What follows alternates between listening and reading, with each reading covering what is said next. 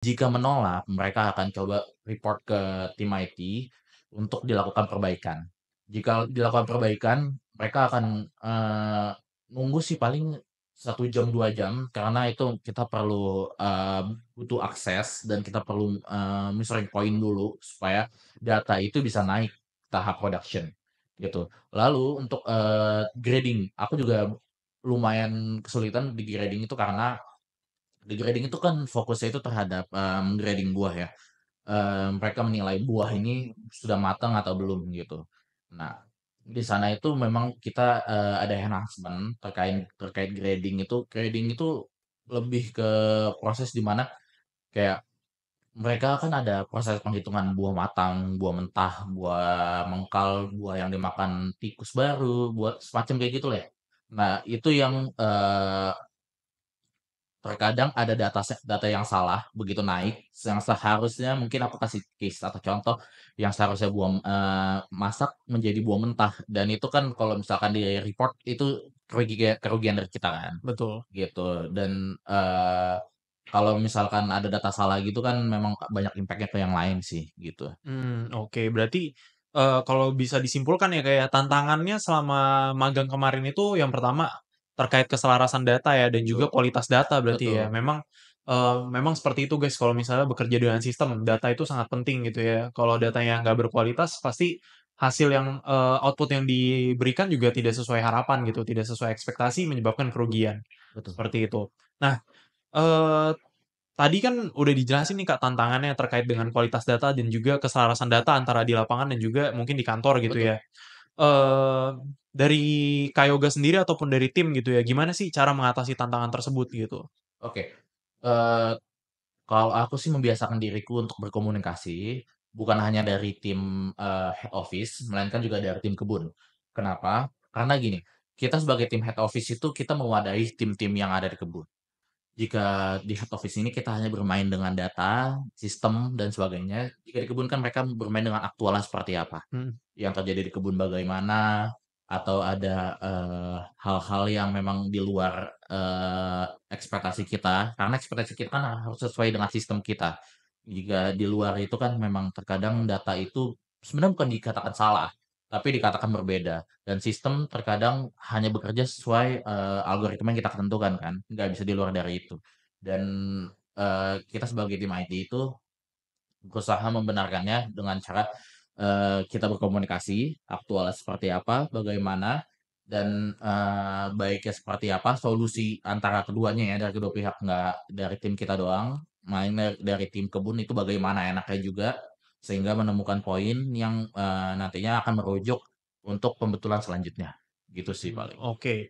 Ya, berarti ini ya kayak kuncinya komunikasi ya, Betul karena memang kalau namanya juga kerja sama tim gitu ya teman-teman ya, kita nggak bisa, eee maksain punya kehendak kita sendiri gitu, karena betul kan kebutuhannya si user juga kita perlu, pikirkan gitu betul ya. Karena kan, ya kita di kantor nggak bisa ngelihat aktualnya kayak gimana, jadi kita juga harus komunikasi supaya sama-sama nemuin titik tengahnya iya, gitu ya, Kak, ya. betul. Oke. Nah, kemudian yang berikutnya, selain tadi yang ngerjain project gitu, Kak, apakah, ada job desk lain gitu yang dilakukan di kantor gitu? Oke.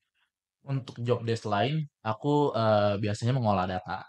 Mengolah data tuh yang di mana diartikan sebagai, mmm, data yang, dikumpulkan itu biasanya berupa isu sih sebenarnya, isu yang terjadi selama, sistem itu berjalan. Seharusnya sistem itu berjalan sesuai algoritma yang seperti aku bilang tadi, tetapi beberapa aplikasi atau beberapa, sistem itu terkadang berjalan itu, tidak sesuai algoritma yang ditentukan. Biasanya kita udah berpikir nih logiknya seperti apa sih untuk meng-coding seperti ini gitu loh. Apa yang, output yang kita mau gitu, apa yang output yang kita pengen gitu.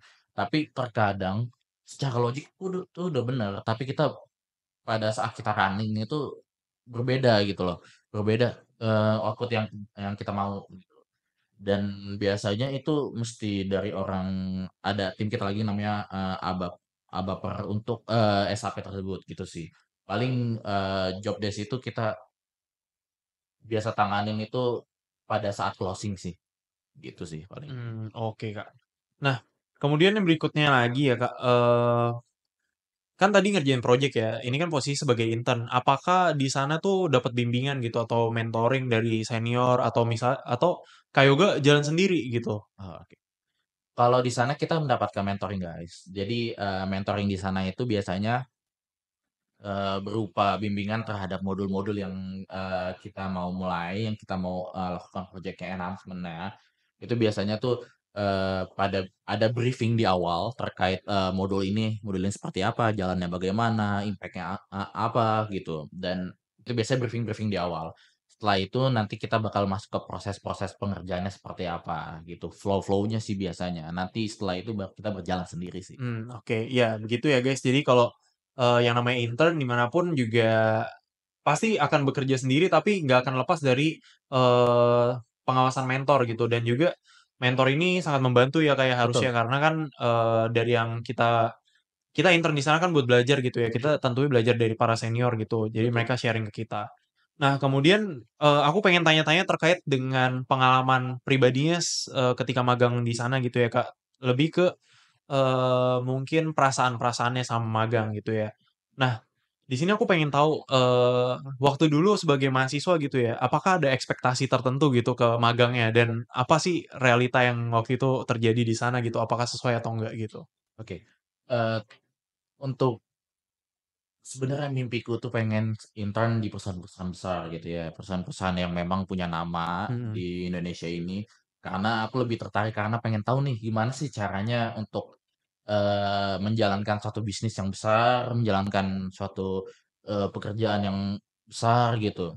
Tetapi pada saat aku intern ini sebenarnya cukup memuaskan mhm. karena masuk ke Ciputra Group Persada yang di mana perusahaan ini juga cukup besar.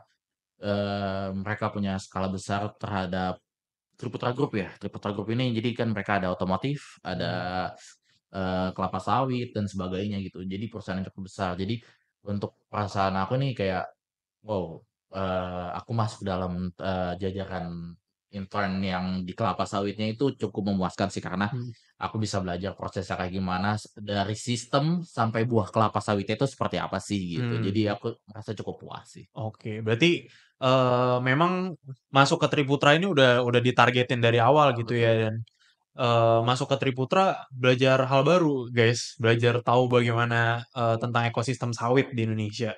Nah, selain tadi ya, Kak, belajar hal baru dan juga mungkin, dapat koneksi dan pengalaman bekerja di industri besar gitu ya, mungkin bisa diceritain lagi gitu terkait dengan, manfaat lainnya gitu dari program magang ini bagi Kak Yoga seperti apa? Oke. Jadi, program magang magang ini tuh bermanfaat bagi aku tuh karena aku jadi tahu gimana proses pekerjaan itu seperti apa, Mhm, bukan hanya dunia kuliah, guys, ya. Karena dunia kuliah itu dengan dunia pekerjaan itu, sebenarnya itu berbeda banget. Di mana yang kayak kalian dari SMA ke jenjang perkuliahan, jenjang perkuliahan ke jenjang pekerjaan itu benar-benar berbeda. Jadi, manfaatnya itu banyak bagi aku. Jadi aku gimana karena aku khususnya di IT, ERP, Business Analyst itu jadi tahu bagaimana, seorang bisnis analis ini bekerja. Bagaimana mereka kuat di analytics-nya, bagaimana mereka bisa menjalankan sistemnya, bagaimana mereka bisa, eee, membuat sistemnya. Jadi untuk skop pekerjaan itu, sangat berguna sebagai aku yang tertarik memang ke bisnis analis, gitu sih. oke, Kak. Berarti, jadi tahu juga ya, Kak, terkait dengan mungkin perbedaan antara kehidupan berkuliah dan bekerja itu berbeda, guys, tidak bisa disamakan gitu ya. Jadi makin dewasa juga ya, Kak, ya? Betul. Oke. Nah, kemudian juga dari apa yang sudah didapat selama magang ini gitu, Kak, apakah nantinya setelah selesai kuliah ini bakal masuk ke perusahaan yang seperti Triputra tadi ya, main di sawit atau mungkin mau coba perusahaan lain yang, ada di sektor lain, seperti itu? Kalau aku sih tertarik untuk setelah aku udah lulus nih dari BINUS, aku tertarik untuk bisa bekerja di, Sinarmas Agro. Di Mhm, sana juga memang perusahaan kelapa sawit yang besar juga. Terus aku juga tertarik di perusahaan-perusahaan besar seperti Astra, atau Deloitte, something lah kayak gitu. Karena menurutku memang semakin besar perusahaannya, semakin besar juga tanggung jawab kita, semakin besar juga tantangannya. mhm, Itu sih yang buat aku tertarik bisa bekerja di perusahaan-perusahaan besar.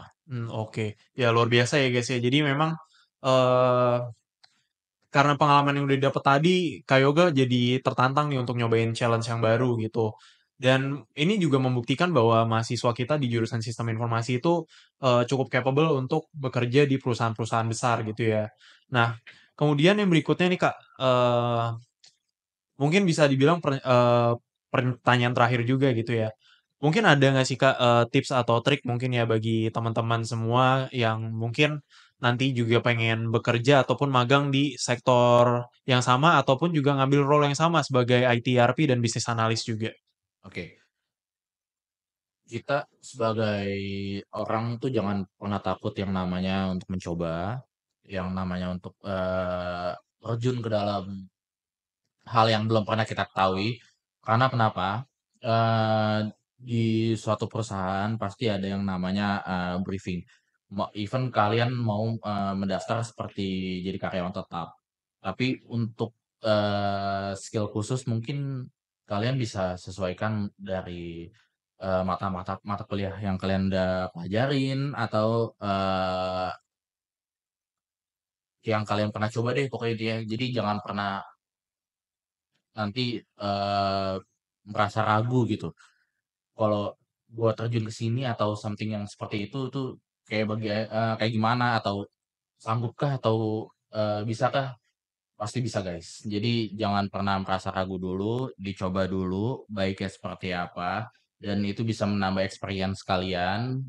Jadi terus mencoba sih. Itu aja Terus sih mencoba. paling. Oke, thank you Kak Yoga. Jadi intinya ya, teman-teman, jangan pernah ragu untuk nyoba, coba aja dan jangan takut ya kayak Betul. karena kalau misalnya kita berani untuk mencoba hal-hal yang baru, tentunya kita juga bisa belajar hal-hal baru, tahu hal baru yang mungkin bermanfaat buat kita ke depannya.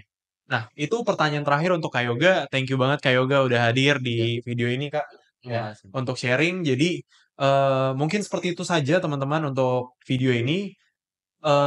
Mungkin kalau misalnya kalian ada pertanyaan yang pengen disampaikan ke Kak Yoga, bisa ditanyakan lewat kolom komentar ya teman-teman, atau bisa juga tanya lewat DM Instagramnya Kak Yoga. Username-nya apa Kak? Yoga 19. Oke, nanti boleh di DM ke sana kalau misalnya kalian ada pertanyaan ya teman-teman. Mungkin itu aja teman-teman. Jangan lupa like, comment, dan subscribe. Thank you, sampai jumpa di video berikutnya. Dadah.